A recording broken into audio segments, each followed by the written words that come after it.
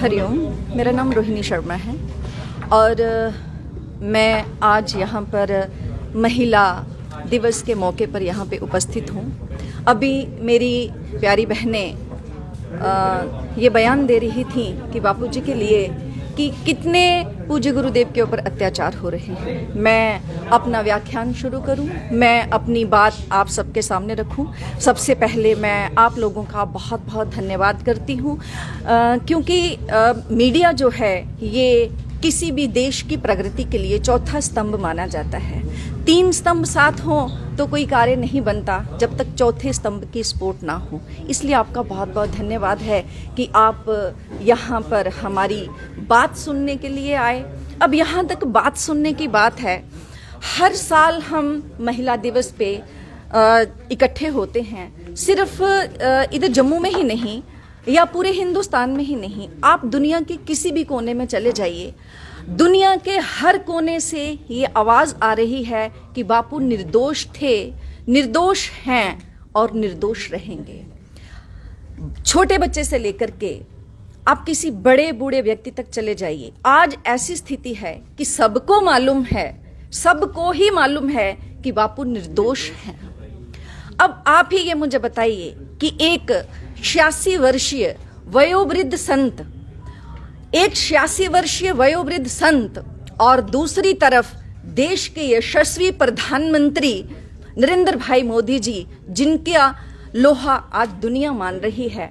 अब हम जो हिंदुत्व जो है, हिंदू संगठन जो हैं, वो सर उठा करके बात कर सकते हैं कि हम हिंदू हैं। जब हमारे यशस्वी प्रधानमंत्री उन्होंने देश की कुर्सी संभाली तो हमें एक उम्मीद थी, हमारे मन में भी एक दुख की चिंगारी नहीं बल्कि एक खुशी की चिंगारी थी कि अब हमें न्याय मिलेगा, अब हमें न्याय मिलेगा।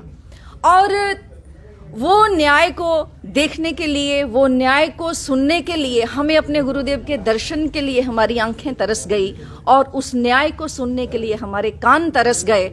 और बार बार हमारे दिल से एक ही आवाज निकलती है कि बापूजी के ऊपर इतना अत्याचार क्यों। हर एक केस के लिए आप कोई भी केस देख लीजिए, जितना भी, क्या मांग करते हैं? देखिए, प्रशासन से हमारी मांग जो है वो यही है कि सबसे पहले तो उन्हें बेस्ट ट्रीटमेंट जो है वो दिया जाए, उन्हें आयुर्वेदिक ट्रीटमेंट दिया जाए।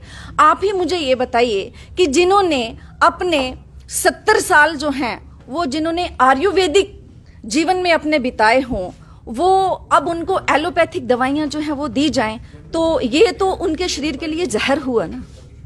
अब एक बात यहाँ पे सामने सामने दिखाई देती है कि इतनी देर से एक दिन के लिए भी गुरुदेव को पैरोल जो है वो नहीं मिली।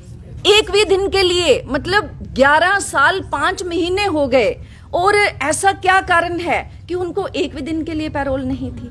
इवन के आश्रम में इतना इतना कुछ हुआ, माता जी इतनी बीमार रही, दीदी की सेहत बीच में ठीक नहीं रही, और यहाँ तक बापूजी की बात है, इस 86 साल की उम्र में उनको हार्ट ब्लॉकेज 99%, 90%, 75% और इतना उनको मतलब रक्तस्राव, वो एनीमिया से पीड़ित हैं। अब हमारी देश की सरकार क्या चाहती है हम नहीं जानते, लेकिन हाँ, कहीं ना कहीं दिल से हमें, हमारा दिल गवाही देता है कि हमारे साथ ये बेइंसाफी हो रही है। यहाँ तक मैं पूज्य गुरुदेव की बात करूं, उनकी शिक्षाओं की बात करूं, उन्होंने ऐसी शिक्षाएं हमें दी हैं